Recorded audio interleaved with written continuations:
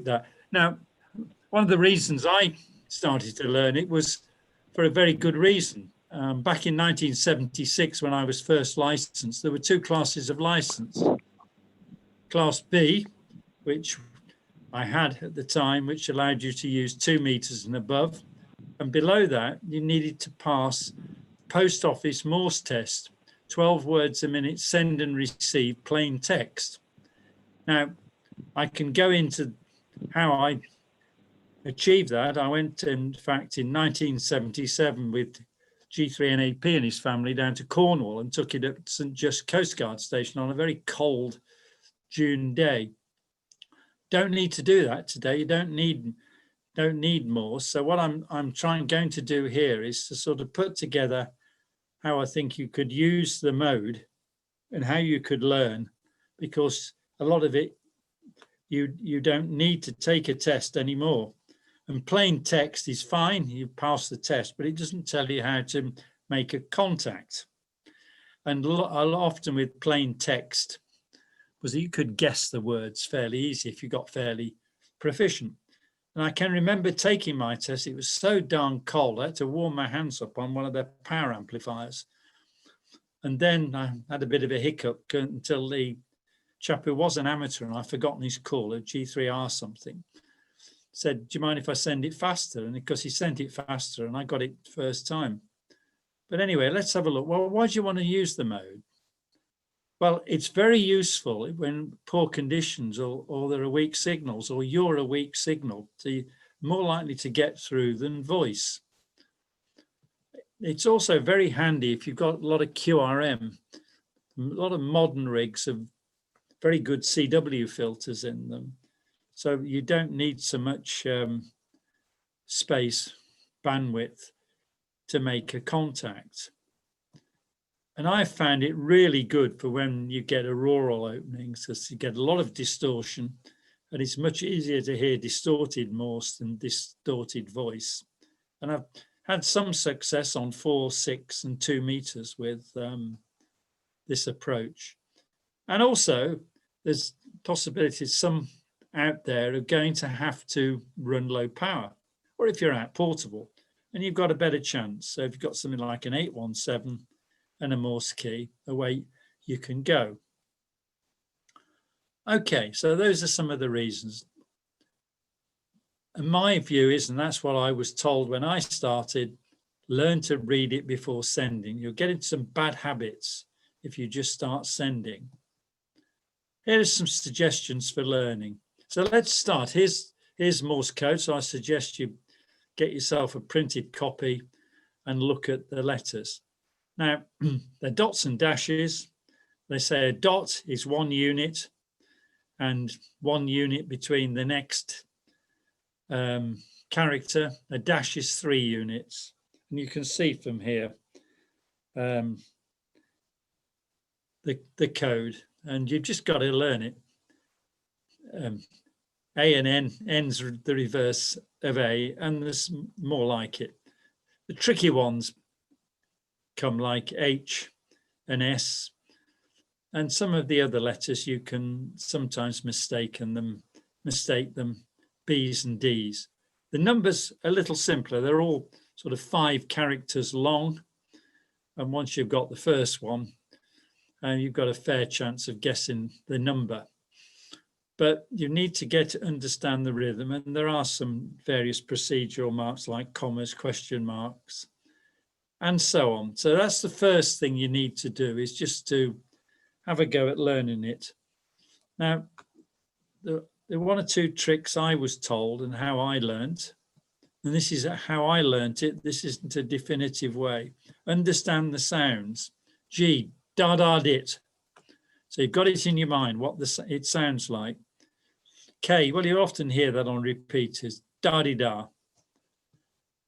And Q, da-da-di-da. So CQ, da-di-da-dit, da-da-di-da. Da-di-da-dit, da-da-di-da. So get used to the sounds. Say them to yourself. So a few more hints. One of the things I was told was pick out some letters. So get something like T and X, that's thanks in telegraphy code. listen to a QSO, draw some columns on a sheet of paper and just tick them when you hear these letters. Don't put too many in there. Just start with a few letters so that you can just hear them. Now, a lot of Morse that's sent on the amateur bands is sent at some fair old speed, but you've got to be able to find some that are at a speed you can take. I mean, there's a lot of people on there I wouldn't tangle with having a QSO with, even after 40 years. Although if it's probably a DX station, I might, just to get a report. So here's a technique I used.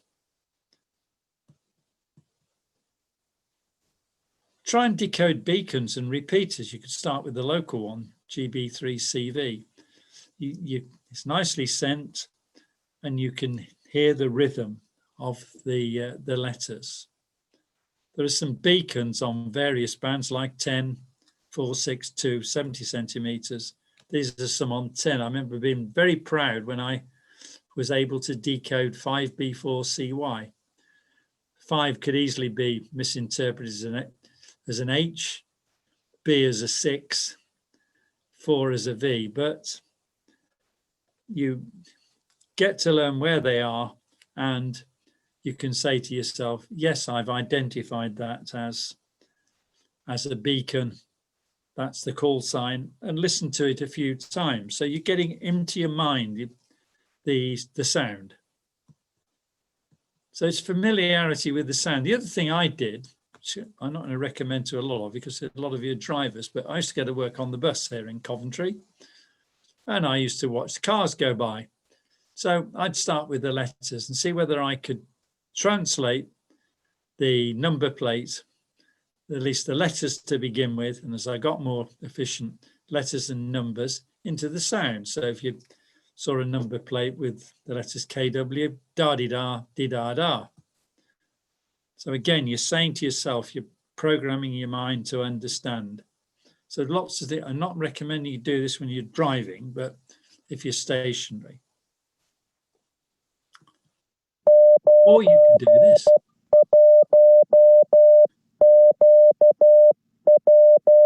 At slow speed Morse. Start at slow speed. This is 5 words a minute. Now, use this website. This is the ARRL. If you, some of you'd like, I'll leave it on so you can write it down. I'm not going to bring the website up. I've got some screen dumps just to show you what's there. But that's very useful. They also do on air. They have an on-air schedule, and you can find that on the ARRL website. So it's the ARRL website, code practice files as there.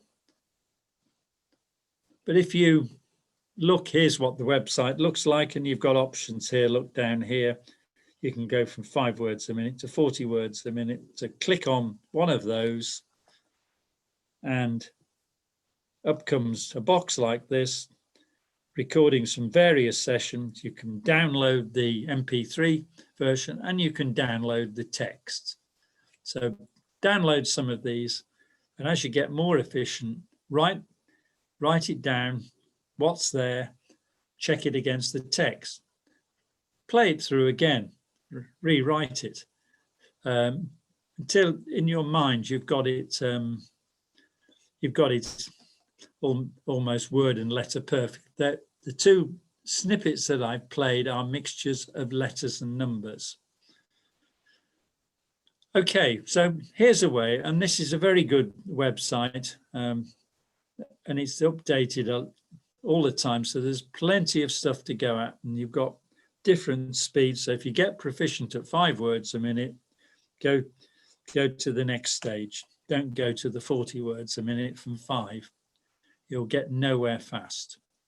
So ARRL website. Of course, when I was learning, I got people to record things on cassette tapes, but all that's not necessary anymore. So there's plenty out there to help you. And my message is stick at it. You've got to be single-minded. learn a little most days. I'm not saying you do 2 or 3 hours at a time like I did. I had to, fortunately or otherwise, in that period, I learnt in early 1977, I had a couple of very bad bouts of flu. And after a week, I was somewhat better and was able to get on the air. And there were a lot of people on 2 meters that would help. I had a lot of help from a chap called Roy, who's sadly long passed away, got G3DKF that lived up in Horsley. He was an ex-RAF operator and sadly disabled, but I think he quite enjoyed teaching me most days and would go on for a long time. There was another guy, Golf 3 Lima Delta Whiskey over in Brum, that held sessions in an evening. And there was another guy over in Derby, G4FEX, again, very patient with me and sent me loads and loads of stuff, along with Barry G3NAP, who did the dirty on me one day with the recordings and sent it all in German. Barry's wife is German, but I'd been trying to learn the language at the time. Never mind, it made you couldn't guess then some of the words, but stick at it. Don't start and then say, oh, a couple of weeks, I'll pick it up again. You go backwards. So just persist. Right, okay, so what about sending? Well, sending might seem easy, but if you don't get into the rhythm of the mode, you're going to run your letters into one another. So I think the first thing with sending is listen. So you get an idea of the rhythm of the mode. So listen to QSOs. Now it's going to be difficult at first because whatever comes at you is going to be incomprehensible. So that's why you need to know the code, but listen so you get an idea of what the rhythm is. And try and understand the procedure. Now, if you're having QSOs, it's a different circumstance to having to learn plain text. So eventually try and make a contact, but do not send at a speed you can't read. So don't go and buy an electronic keyer that you can wind up and down and send the stuff out at 20, 25 words a minute. I fell into this trap once when we were doing a field day up at Burton Dasset. In those days, it was before we had 6 meters in as part of the VHF bands, and 4 meters we used to do. I can't remember how long it was, but we used to do first on CW and second on phone. And I'd take my electronic keyer. I've got a single paddle electronic keyer with a very bent paddle, but never mind. And I was going away at a speed that suited me. I wasn't lightning quick. I still am not. And then there was a call. It was a G83 letter call, called me, and you're quite close and quite fast. So I thought, oh, well, he's quite and I just carried on, and he just wouldn't come back to me. And I wound the keyer down and down, but he wouldn't come back to me. And all I was doing was sending the same old message that I'd sent for about 4 or 5 hours. So don't be tempted to go fast, because the person on the other end will think you're competent. And I suggest you start with a straight key and anchor it down. Nothing worse than it flying off the desk, which has happened to me.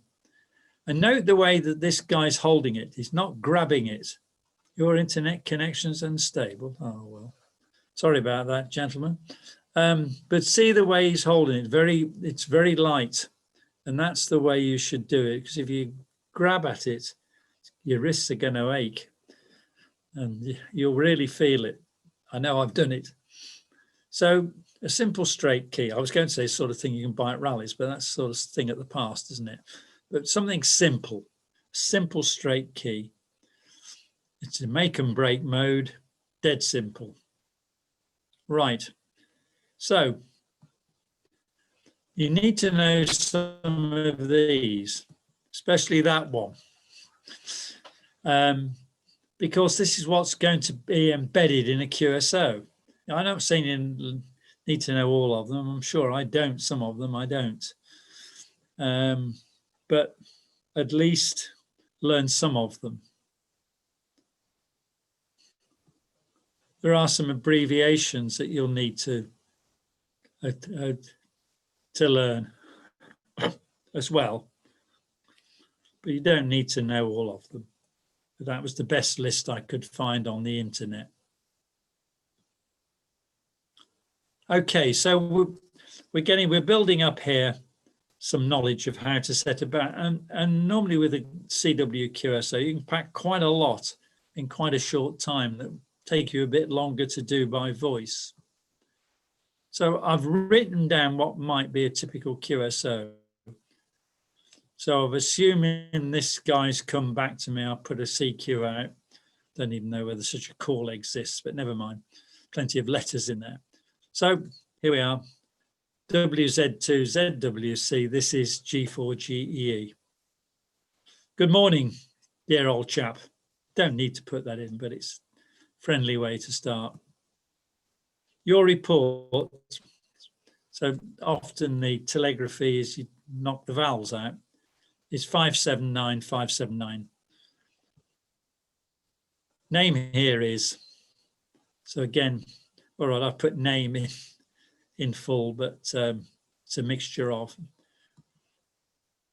QTH, well, you could put is in there if you want, but you don't need to. So how do you copy and send the question mark? Did it? And call sign with KN at the end. So that's over to you to come back to me. So a typical structure of a QSO, and you probably can go on, but often it's probably best to get the basic information over in case your signal's faded. Because as we know, a lot of these American signals you work, they've got big aerials and you've got a wire aerial at the other end, but you can carry on. You can talk about what you're running and so on. So here's the basic, a very basic QSO to get the basic information over. Now, when I started, I was lucky. There were a lot of American novices, and they were operating 5 words a minute on 15 and 10 meters. And it was a good start because you could read their pace, even though I'd passed the 12 words a minute Morse test. The only downside was you used to get a lot of QSL cards from 8, 9, 10, 11-year-olds because they'd looked you up in the call book and no doubt wanted to receive a QSL card they could take to school and see what I've done. But they've gone now, so you haven't got that quite advantage. Well, other approaches to sending, well, you've got rigs, you've got side tone, record your own sending. Don't have to transmit it, just record it and replay it, see if you can read it. That might give you some shocks. I know it did the first time I did it. Or get on 2 meters, try sending to a friend. But just say, send basic stuff, short QSOs. And keep your speed slow. Don't try and keep up with the big boys. So here's a very short overview of my approach to doing it. I use the mode sporadically these days. I have worked over 70, I've got 70 DXCC countries confirmed on the mode. I have fits and starts. I'm more often likely to be on 6 meters using it because the propagation tends to come up down the low end of the band, and you can usually work, they'll normally come back to you fairly, you've got a fair chance of making QSO, but it's a relatively simple mode. There are a lot of people that send very fast. You can computer generate it at enormous speeds. That's no use to you. You'll find a lot of the Eastern European countries, because in I suppose we should say the bad old days, that they could build CW transmitters and receivers fairly easily, and they got very competent. And I assume a lot of the operators that I used to work with were in the military of some sort. Anyway, that's my presentation. If there are any questions, I'm quite happy to answer them. So I hope that's met the need to give you an introduction. Okay. Yeah, thank you very much, Bob. That was quite informative. Yeah, thanks, Bob. Much appreciated. Thank you. Good pointers. Thank you.